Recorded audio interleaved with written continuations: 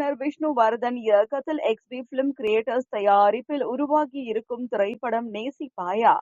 இந்த படத்தில் ஆகாஷ் முரளி, அதிதி சங்கர், சரத்குமார், குஷ்பு மற்றும் பலர் நடித்திருக்காங்க. அண்ட் இந்த படத்தினுடைய பிரஸ் மீட் மற்றும் ஆடியோ லான்ச் சமீபத்துல நடந்திருக்கு. அண்ட் இதற்கு சிறப்பு விருந்தினராக நடிகர் சிவகார்த்திகேயன் கலந்து கொண்டு விழாவை சிறப்பித்திருக்காரு. இது என்னுடைய வாழ்நாளிலே ஒரு முக்கியமான நாள். ஏன்னா இதில் என்னுடைய டாக்டரும் சன்னின்ல ஆகாஷ் இன்வால்வ் ஆன ஒரு முக்கியமான நாள். அவங்க ரெண்டு பேருமே சிறந்த வெற்றி அடைய வேண்டும் என்பதற்காக ஆரம்பத்திலிருந்தே நிறைய முயற்சிகள் எடுத்து இந்த படம் நேசிப்பாயா ரொம்ப பிரமாதமா வந்திருக்கு. இன்றைக்கு நம்ம சிவகார்த்திகேயன் சார் வந்திருக்காங்க. அவரை நான் சூப்பர் ஹீரோன்னு தான் சொல்லணும். எந்த அளவுக்கு, ஏன்னா சூப்பர்னா சும்மா ஃபாஸ்ட்டாக முன்னேறுவாங்க. அவருடைய நடிப்பு ரொம்ப பிரமிப்பாக இருக்கு. அவர் எப்படி ஆரம்பிச்சாரு, இன்னைக்கு எப்படி இருக்காரு. ஆனால் என்னுடைய டாக்டர் ஒரு கான்கால் எடுக்கிறார்.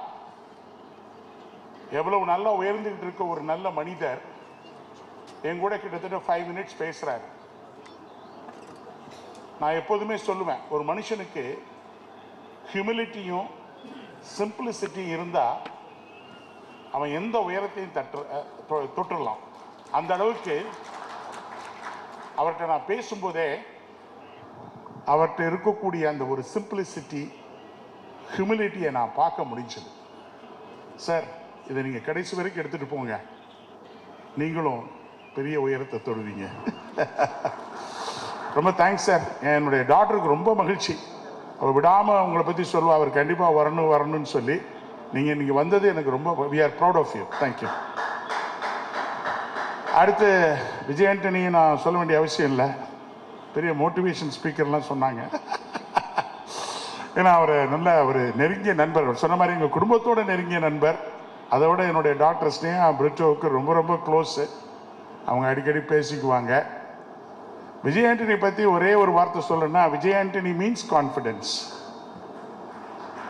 அவ்வளோதான், ஒரே வார்த்தை தான். அதாவது அவர்கிட்ட நீங்கள் உட்காந்து பேசுனீங்கன்னா எதையுமே முடியாதுன்னு சொல்லவே மாட்டார். சார் முடிச்சிடலாம் சார், அது ஒன்றுமே இல்லை சார், அது சூப்பர் ஹிட்டு சார். இதை தவிர ஒரு நெகட்டிவான ஒரு வேர்ட்ஸ் அவர்கிட்ட கேட்கவே முடியாது. ஒரு நல்ல மனிதர், ஒரு எதுவுமே மனவிட்டு பேசக்கூடிய ஒரு உண்மையான மனிதர். ரொம்ப தேங்க்ஸ் பிரதர், ரொம்ப தேங்க்ஸ். எனவே நான் எல்லாருமே எல்லாத்தையும் பற்றி பேசுகிறாங்க. நான் நிறைய நேரம் பேச விரும்பலை. சிவகார்த்திகேயன் சார் பேசணும், மற்றவங்க பேசணும். முக்கியமாக நம்ம இன்னைக்கு விஷ்ணு சார் வந்தார். இன்ஃபேக்ட் ஏற்கனவே சொன்ன மாதிரி விஷ்ணு சாரை பற்றி நம்ம நிறைய கேள்விப்பட்டிருக்கோம். ஒரு பெரிய டைரக்டர். அப்போது என்னுடைய டாக்டருக்கு அவங்க ஆகாஷை அவரை பெரிய லெவலில் சில டைரக்டர்ஸ்லாம் பார்த்தாங்க, கதை சொன்னாங்க. பட் அவளுக்கு என்ன இஷ்டம்னா, ஒரு பெரிய டைரக்டர், ஒரு ஹீரோவை அழகாக காட்டக்கூடிய டைரக்டர், அற்புதமாக டைரக்ஷன் பண்ணக்கூடிய ஒரு டைரக்டர், அனுபவம் உள்ள ஒரு டைரக்டர் வேணுங்கிற காரணத்துக்காக இவளே ஆகாஷோட நேராக அவரை போய் பாம்பேயில் பார்த்து, அப்போ தான் அவர் பெரிய சூப்பர் ஹிட் கொடுத்து நேஷ்னல் அவார்டு எல்லா அவார்டும் வாங்கிட்டு இருந்த டைம். ஷேர்ஷாங்கிற படம் உங்களுக்கு எல்லாருக்கும் தெரியும். முக்கியமாக எனக்கு ஆஃபீஸ் ஆல் ஓவர் இந்தியாவில் இருக்கிறதுனால பாம்பே டெல்லிலாம் போகும்போது இந்த ஷேர்ஷாவை பற்றி அடிக்கடி பேசுவாங்க. அந்த அளவுக்கு ஒரு சிறப்பான படத்தை எடுத்தவரை ஒரு பர்டிகுலர் இடைவெளிக்கு அப்புறம் இப்போ போய் ரிக்வெஸ்ட் பண்ணி அவரை நம்ம தமிழ் படத்துக்கு வர வச்சிருக்காங்க. அவரும் வந்த உடனே ஒரு குவாலிட்டியாக படம் பண்ணணுங்கிறதுக்காக ஒரு டைம் எடுத்துக்கிட்டார். ஆனால் நீங்கள் படத்தை பார்த்தீங்கன்னா எதுக்காக இந்த டைம் எடுத்துக்கிட்டாங்க, எந்த அளவுக்கு இந்த பிக்சர் குவாலிட்டியாக வந்திருக்குது என்பதை நீங்கள் நல்லா புரிஞ்சுக்குவீங்க. விஷ்ணு சாரை பற்றி சொல்லணும்னா வெரி கமிட்டட் பர்சன். அதாவது நான் ஃபியூ செட்டில் இருக்கும்போது சில ஷூட்டிங் ஸ்பாட்டுக்கு போயிருக்கேன். நம்மகிட்ட கூட சரியாக பேச மாட்டார். அந்த ஃபோக்கஸ்டு மேன். யார் ஒருத்தர் லைஃப்பில் ரொம்ப ஃபோக்கஸ்டாக இருக்காங்களோ அவங்களுடைய வெற்றியை நம்ம தடுக்கவே முடியாது. அந்த அளவுக்கு அவர் எடுத்துக்கிட்ட அந்த சப்ஜெக்டை ரொம்ப சூப்பராக கமிட்டடாக ஒர்க் பண்ணி அதை அன்னைக்கு நான் படத்தை பார்க்கும்போது இந்த அளவுக்கு வருமானம் நான் எதிர்பார்க்கல. ஆனால் அற்புதமாக கொண்டு வந்திருக்காரு டைரக்டர் சார். ரொம்ப தேங்க்ஸ். நீங்கள் இவ்வளோ தூரம் இடைவெளி விடாமல் தமிழில் இது மாதிரி இன்னும் பெரிய பெரிய ஆளுங்களுக்கெல்லாம் நீங்கள் பிரேக் கொடுத்துருக்கீங்க.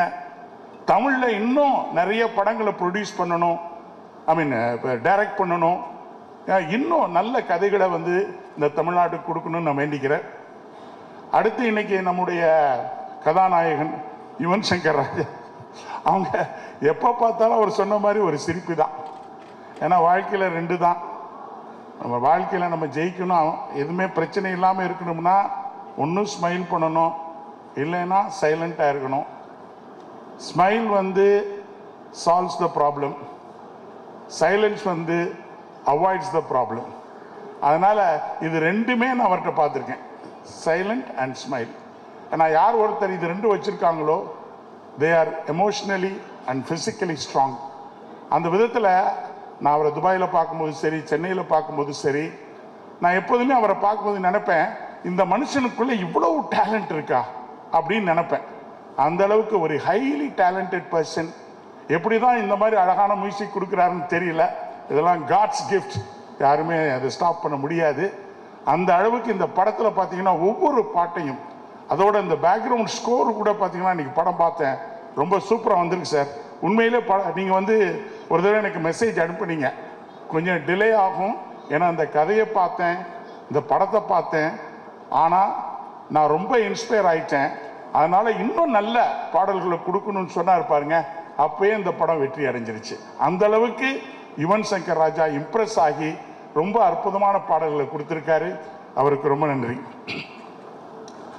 அடுத்து வந்து இந்த இதில் வந்து பார்த்தீங்கன்னா நம்ம ஸ்னேகா பிரிட்டோ சொல்லணும். அவன் இந்த எனக்கு வந்து வாழ்க்கையில் வந்து நான் எம்பிஏ பண்ணியிருக்கேன், எல்லாம் பண்ணியிருக்கேன், பல போஸ்ட் கிராஜுவேஷன் பண்ணியிருக்கிறேன். ஆனால் என்னுடைய பிஸ்னஸ் ரன் பண்ணுறதுக்குள்ள நான் இவ்வளவு டென்ஷன் ஆனதில்லை. ஆனால் எப்போதுமே ஸ்னேகா நான் டென்ஷனாக தான் பார்ப்பேன், வெரி ஸ்ட்ரெஸ்ஃபுல்லாக இருப்பா. ஏன்னா அவளுக்கு என்னென்னா எப்படியாவது இந்த படத்தை நல்லபடியாக வரணும், ஜெயிக்கணுங்கிற ஒரு வேகம். ஏன்னா 3 MBA கொடுக்க முடியாத ஒரு அனுபவத்தை ஸ்னேகா வந்து இந்த ஒரு படத்தில் பெற்றிருக்கிறாங்கிறத நான் பார்த்தேன். நான் அந்த அளவுக்கு organisation skill, managerial skill, execution skill, operational skill, எல்லா ஸ்கில்லையும் அவள் கற்றுக்கிட்டாங்கிறது தான் இந்த படத்தில் எனக்கு ரொம்ப மகிழ்ச்சி.